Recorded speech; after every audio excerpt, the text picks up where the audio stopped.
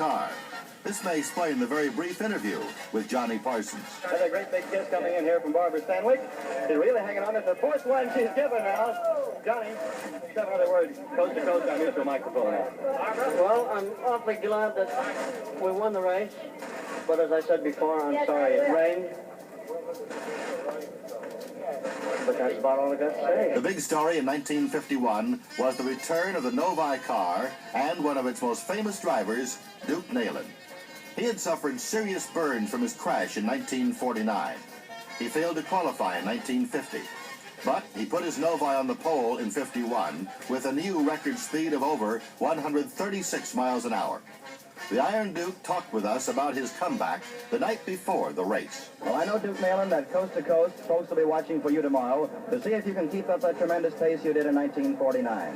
Well, I would like to pick up where I left off, Sid, along about 24 laps, and see if the one that did so much for me, as you well know, a little prayer I say before I start that race, that maybe we can carry right on to the end of the race. I'd love to get into that winner's circle some way, Sid. Well, we certainly wish you the very best of luck. Wilbur Shaw reviewed what he had been doing in his role as president of the Speedway since the previous 500. Wilbur, I know as a goodwill ambassador for the Speedway, you've done a lot of traveling since last May 30th, when you were on this same mutual microphone with our good friend Bill Slater. Where have you been? Oh, gosh, we've been every place, Sid, really, from coast to coast and border to border. And been over on with Bill and his hunting and fishing club also. Is that right? Well, wonderful. Right. However, I know the track is in wonderful shape, and with the fastest qualification speeds ever, we'll have the greatest race ever tomorrow. There's no question about it, Sid, and we're delighted with such a competent field, and with the promise of good weather tomorrow, we're just overjoyed, really. Thank you, Wilbur Shaw. We certainly wish you were going to be in the race, too. The race was won by 40-year-old Lee Wallard, driving the car with the smallest cubic inch displacement in the event. The attrition rate was very high, with only 8 cars finishing. Wallard's exhaust pipe fell off, a shock absorber broke, and he lost his brakes with only 12 laps to go. And 3-time winner Maury Rose flipped upside down on the 3rd turn into a muddy infield. Rose crawled from the cockpit, jammed a small pipe into his mouth, stuck his hands in his pockets, shrugged and said, "Some days you just can't make a nickel," and he retired from racing, never to drive a race car again.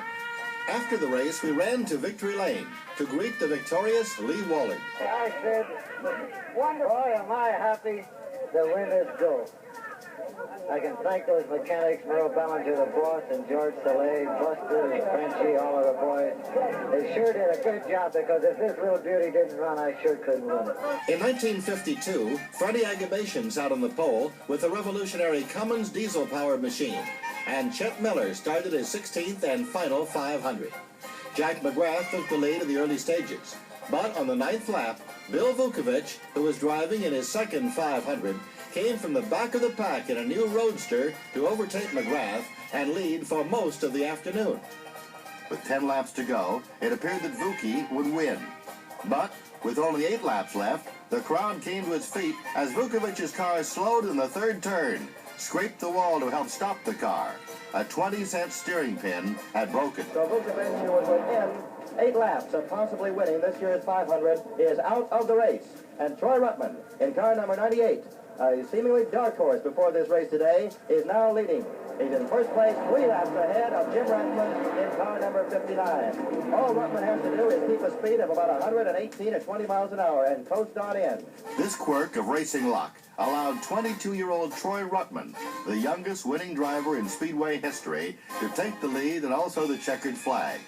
This was the last time ever for a dirt car to win at Indianapolis. Starters set flying. For over 30 years, the official starter here at the 500-mile race has number 98. Here's the checkered flag for Troy Ruttman. And Troy Ruttman in car number 98, the Agagenian Special, wins the 1952 500-mile race. In 1952, Stark Wetzel's Rookie of the Year trophy was introduced, and Art Cross was its first recipient. In 1953, the heat was stifling as race fans wilted in 98-degree weather. The steel monsters became streaking saunas while track temperatures climbed to 130 degrees. There were relief drivers for relief drivers that day, several of whom were carried off to the field hospital suffering from heat prostration. the popular Carl Scarborough collapsed in the pit area and succumbed. It was so hot in our broadcasting booth, we stripped off our shirt and shoes with a handkerchief around our forehead to keep perspiration from dripping in our eyes. But it must have been unbearable for the drivers. Now let's take it down to Luke Walton in the northern section of the pits. Luke? Yes, Ed, and standing right here now is Jimmy Ratman to tell us what happened to his car. Jimmy? Well, nothing happened to the car. The car's running real good. It was just I got sick from the heat. It's awful hot, and I was breathing fumes from the engine. How about going back into the race, Jimmy? Do you plan on going back into the race? Yes, I do. I feel good right now. I didn't get tired. I just got sick to all these big roadsters, this new type of car. Why, it's pretty hot in there, and boys are just getting sick from the heat. Undaunted by a stroke of hard racing luck the previous year, Bill Vukovich returned to the Speedway to lead all but 5 laps. His desire to win was intense, as described by Luke Walton. Well, you can call Luke the Iron Man of the 500-mile race of all time, because it's like this end. And just a little while ago, Henry Banks told me that he was standing by for the no-buy relief, and then just about 20 minutes later, he came down to the Vukovich crew, the fuel injection special crew, and they had him with his helmet on, ready to relieve Vukovich. When Vukovich came in, he said he did not want any relief. So he is the Iron Man of the race, and there he goes back on the track. He's in the lead, and he's going to drive it himself without any relief. Said this is the hottest day we've had in Hoosier land since Wilkie accepted the nomination in Elwood back in 1940. Back to the pagoda. And it was Bill Vukovich who steered his fuel injection special into victory lane at a speed of almost 129 miles per hour. He's taking the helmet off, and the thing is really scarred. And boy, does he look like he's had a day out here. Wilbur Shaw whispers a few comments, and his wife Esther is right here to whisper a few words. Esther, would you tell Bill to move over here so we can get a word from Bill? Coast?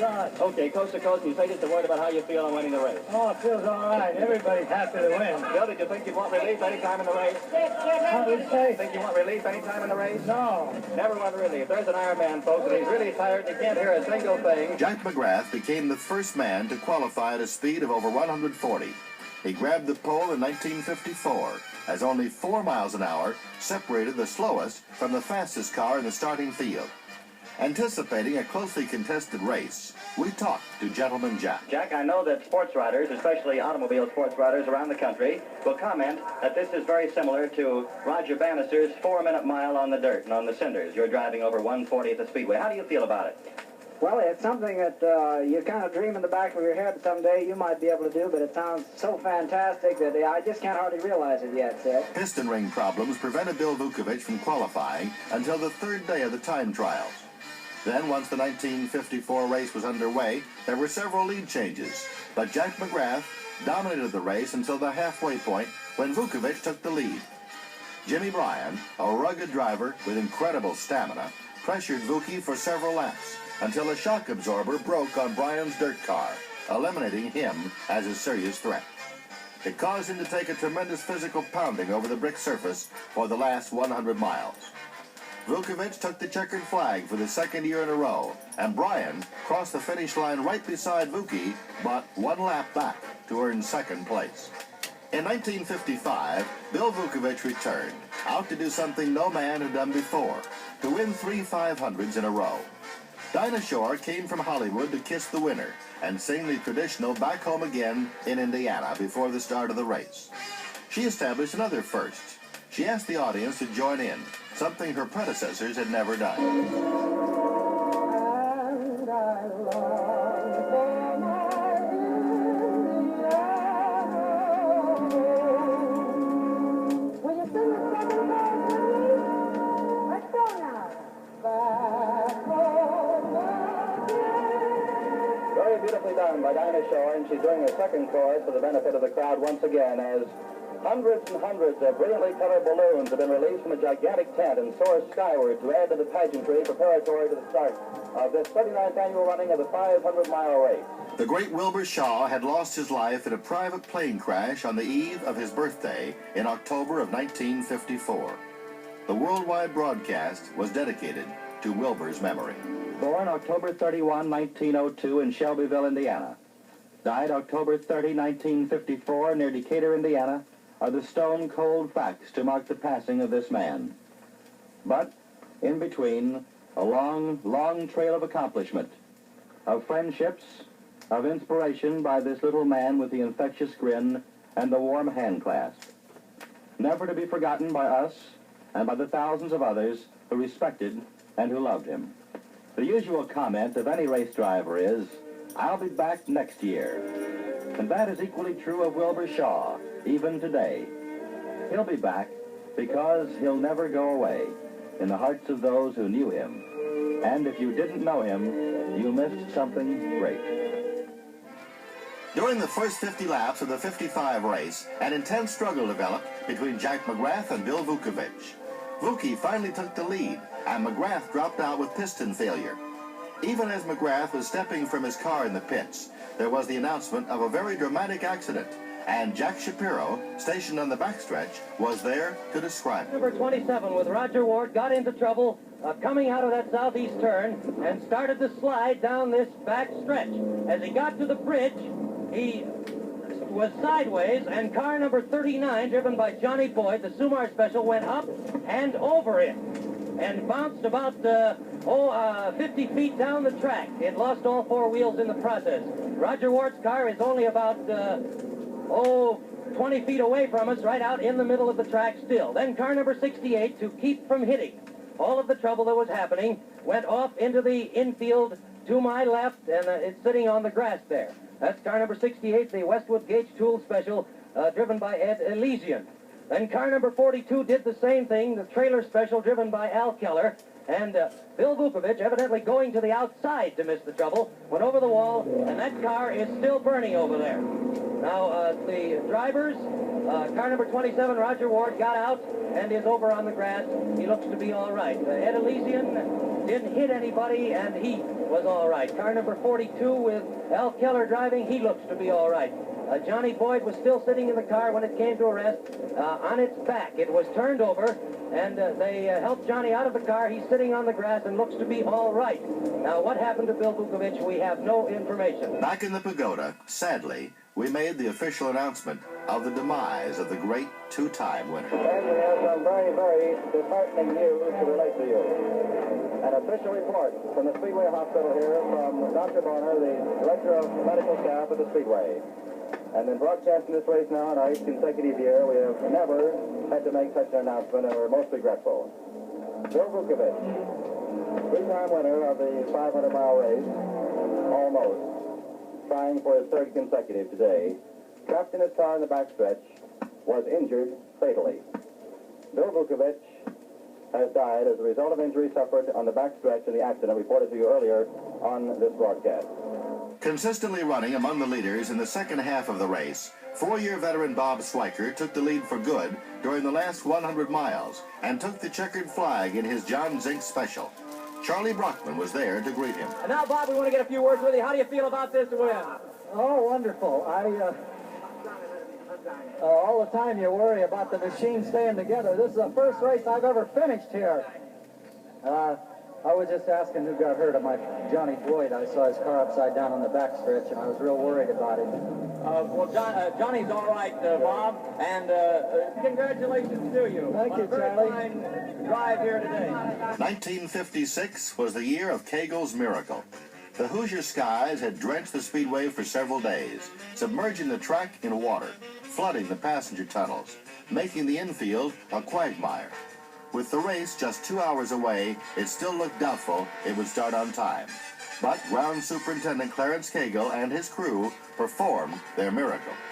Once the race was underway, Paul Russo came from the third row in his powerful Novi and was ahead after 10 laps, holding an impressive lead by the 22nd lap when Bill Frosch had this to report. Paul Russo jumps out of his car, which smacked into the south wall down there, runs for the ditch. He's out of the car. The car is up by the wall, on the far wall. Paul is all right. He went into a skid as he came in to the southwest turn.